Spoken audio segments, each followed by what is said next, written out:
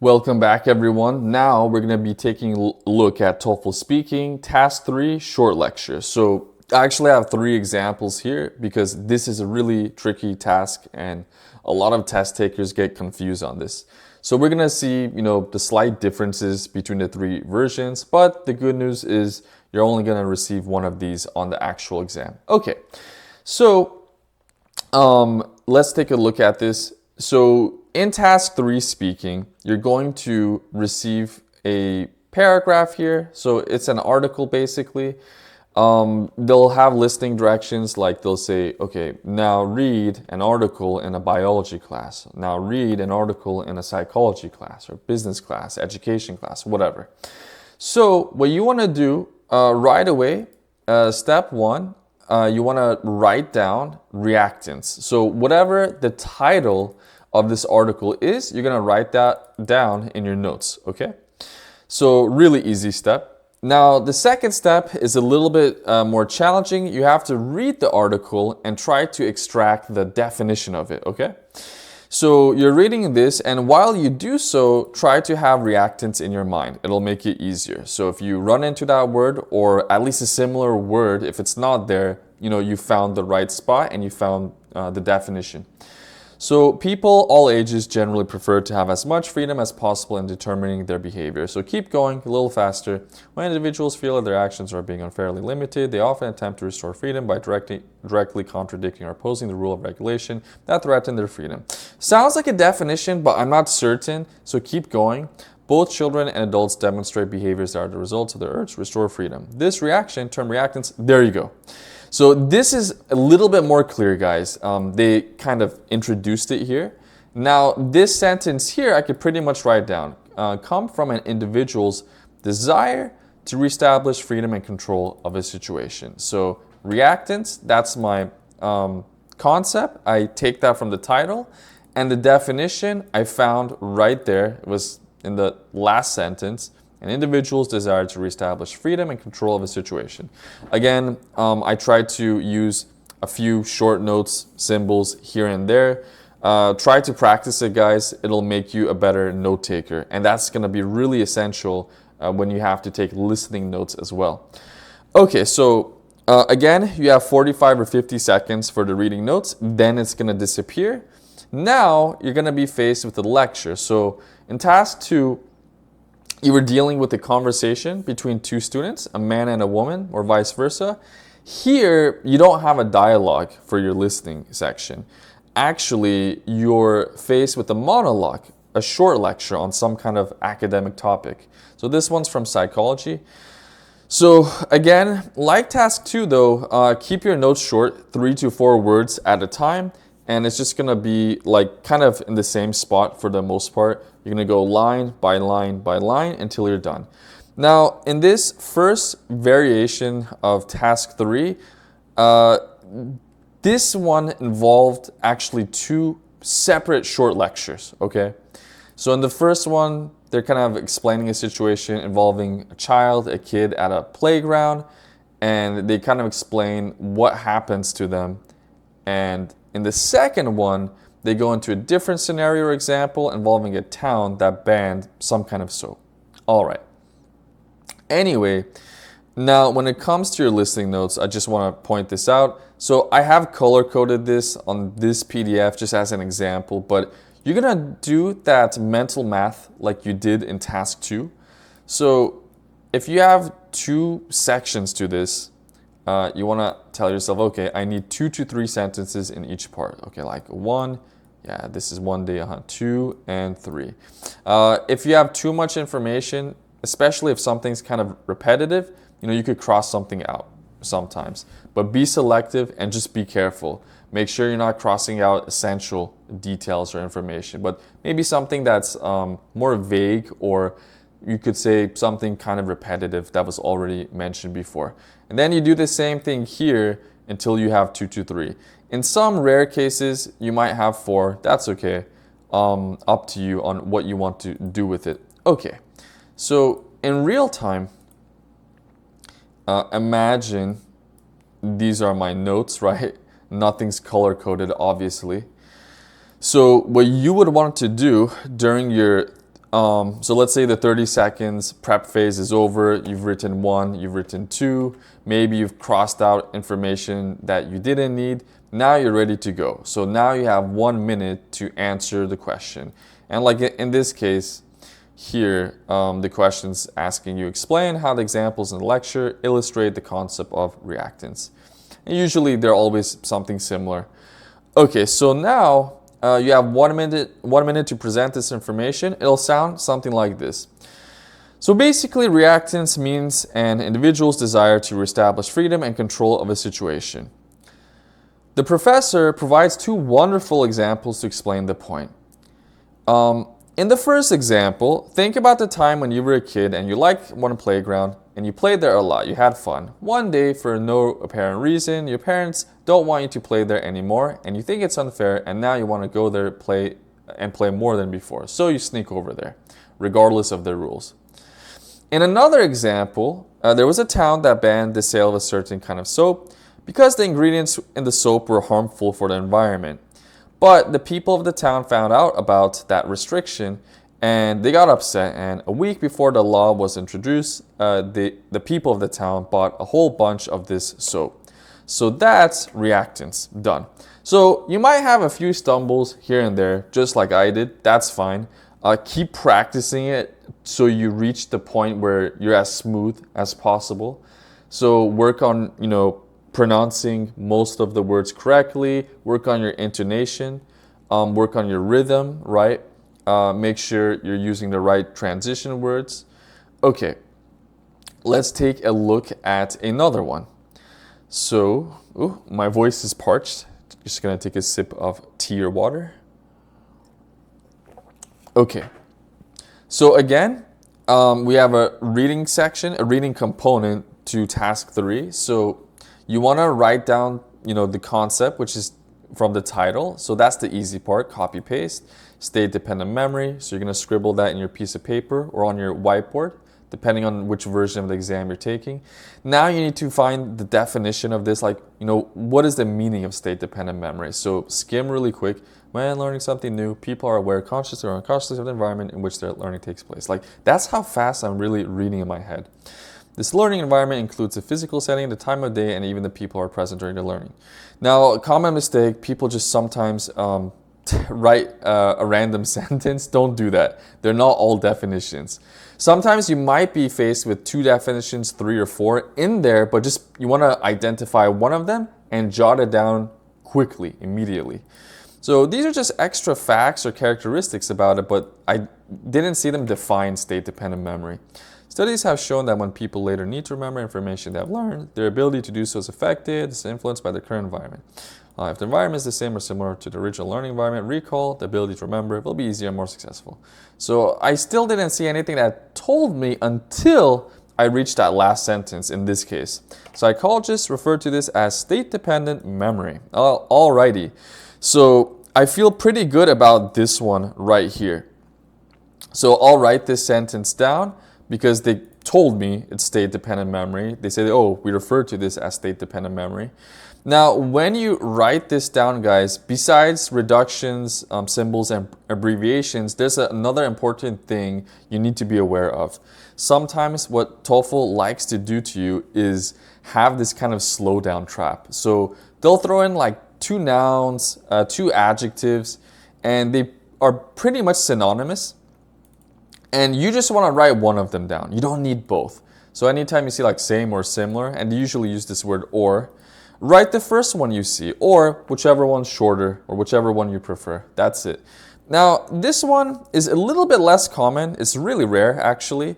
Sometimes you'll see them do funny things, like here we have a phrase surrounded by an M dash. Sometimes it could be surrounded by a parentheses or brackets. If that does indeed happen to you, just be cautious. The information in here is actually defining recall. They're telling us what recall means. Sorry. But what you want to do is write the information after recall, because this is pertaining to state-dependent memory, guys.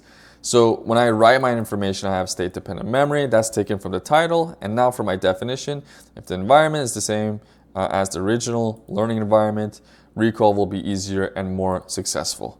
And there you go, okay? All right. So now when it comes to the listening information, again, it's going to be a lecture. Now in this one, we have a different kind of variation. So what's going on here? So in this specific lecture, it's actually one lecture about one kind of topic, tropical plants, or at least a presentation on tropical plants. But later on in the lecture, there's kind of this time shift, okay?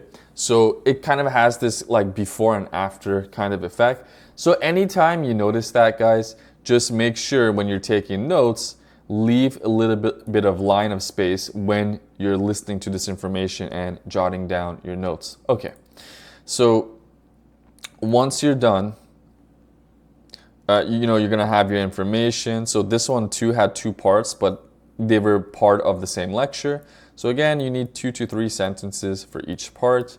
Do that mental math again. Okay, this could be fitted as one sentence. Here's another one. Then on the morning when, okay, later the night before, da da da. Okay, this is kind of repetitive, and you're gonna work yourself all the way down till you're done. Okay, work your way all the way. All right, so to show you in real time, and yeah, like, when you have a sample response, they kind of look like this. That was for the other one. Okay, so imagine we have 30 seconds to organize our notes, really think about the information we have in our notes. So make sure during that time you have your 1 and your 2. You could add prepositions or articles to your definition. If you think something's missing, I usually don't touch that part. It's pretty readable or legible for me. I usually focus on the listening part more because that's where it gets really complicated. So sometimes, I'll kind of mark information up like time phrases, conjunctions. I'll draw my little lines when I need to, things like that. And sometimes you could add a conjunction, like if so wasn't there, you could just scribble that in. These are the kinds of things you want to do during that time. Anyway, so I'm going to read this. So imagine 1 minute's on, this is your response. So basically, state-dependent memory means that if the environment is the same as the original learning environment, recall will be easier and more successful. The professor provides an example of tropical plants to explain the point. So when he was in middle school, he had to do a group presentation on tropical plants, and they needed to memorize names and certain key characteristics related to the plants. And then on the morning of the assignment, the teacher gave them some time to work on it. So they were all there during the school day studying and memorizing information. Later on, the night before the presentation, the professor invited over his group members to his house for some final studying and practice. It was after dark, and his parents and brother were in the next room watching some TV. Everything felt quite different than working in a classroom with all his schoolmates around, like that morning when they were learning the information about the plants. At his house, anyway, when he tried to remember the plant information, he got really worried and stressed out, and they had difficulty remembering all the names and different facts about the plants. But the next morning, when they returned to the classroom, the presentation went smoothly. So that's state-dependent memory. So if you have a little bit of time, just add that conclusion at the end to boost your word count. And you could see the full response looks something like this. And anytime the lecture is just about one kind of topic or like one example, I try to introduce whatever that example is. I find it better because you're showing off topic vocabulary and information taken from the listening part. But if they have a situation where you're dealing with 2 different kinds of examples, then in that case, you could just say the professor provides 2 wonderful examples to explain the point. And then right after that transition sentence, you'll explain it, you'll summarize both of them in detail. Okay, so let's take a look at one last one actually. So yeah, this one said, using an example from a lecture, explain the concept of state-dependent memory. So that was that concept. But what about this final one right here? Okay, so now we're dealing with, clearly, as you can see, goal displacement. That's the concept. So write it down in your notes. Again, reading notes on the left side of your piece of paper. Here, this is just for demonstration purposes. So, okay, I need to find that word or those words in this text, right? Organizations often have a particular goal and specific rules or procedures may create da-da-da. However, so I saw the word goal, but this is not the definition, guys. I need to find displacement or displacing or something similar, okay? However, look out for transition words. They'll help you understand the text better. Sometimes employees focus so much on the rules or procedures that interferes with their organization's ability to achieve its goal. Okay, again, they didn't mention the displacement part. Keep going, keep pushing forward. This is known as goal displacement. Okay, so at least I'm certain that this sentence right here is the definition because they told me, this goes by goal displacement. This is called goal displacement. This is known as goal displacement. Always look for this kind of language, guys. All right. So now, don't write the however or sometimes. You kind of have to tweak this to make sense out of it. So employees focus so much on the rules that it interferes with the organization's ability to achieve its goal. Once again, try to use symbols, reductions, abbreviations as much as possible so you can fit everything on time. All right. And if you still have a little bit of time, if there's like a sentence that you didn't get to read, try to read that because those extra characteristics, features, facts, qualities about the concept will be exemplified, will be demonstrated in the lecture, the listening part. Okay, now in this case, so we have this sociology lecture, and the professor this time around, his short lecture kind of feels long, and actually it's just one lecture beginning to end without any sequences, okay? So it doesn't really have, two parts to this. It's just one lecture beginning to end and that's it. So what do you do if this happens to you? So you have like this wall of text, kind of annoying, looks daunting, scary. You might have 12 lines, maybe 14, maybe even 16, who knows? But don't panic. Again, you want to do this mental math here, but this time around, since you don't have two sections, you're not going to write like, you're not going to tell yourself, oh, okay, this part's 2 to 3 sentences when combined. This part's 2 to 3 sentences when integrated. No.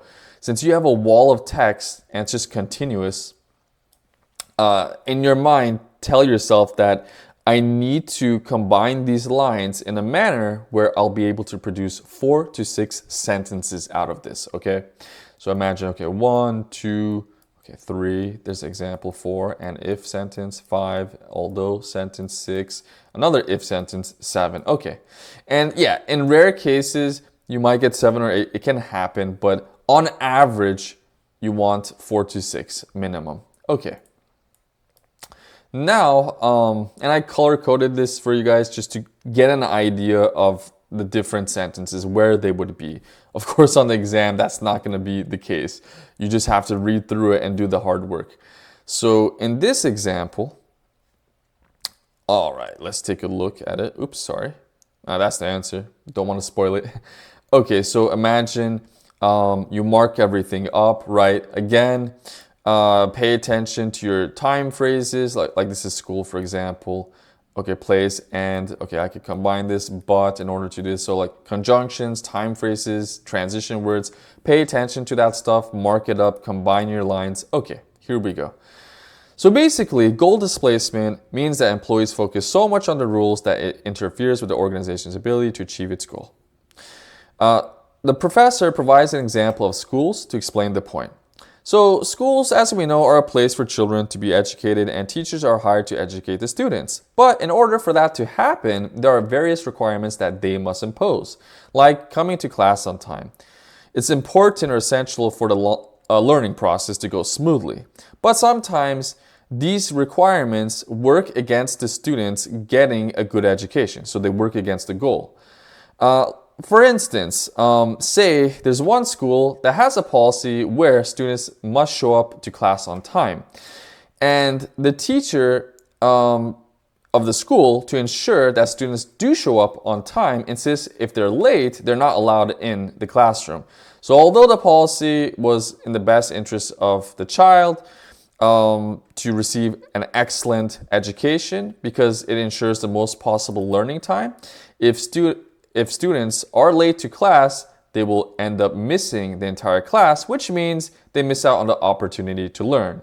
So that's goal displacement. So if I have a little bit of time again, I'll try to add that conclusion at the end by looking back at C to just remember what it was and then just add that at the very end. You don't have to. It's optional. It just boosts your word count, can sometimes help your score if you made a lot of mistakes here and there. So that was it, guys. This was the short lecture, Task 3 Speaking. I hope you enjoyed it. Please do like, share, and subscribe this, and hit the notification cowbell, of course, and I'll see you in the next one.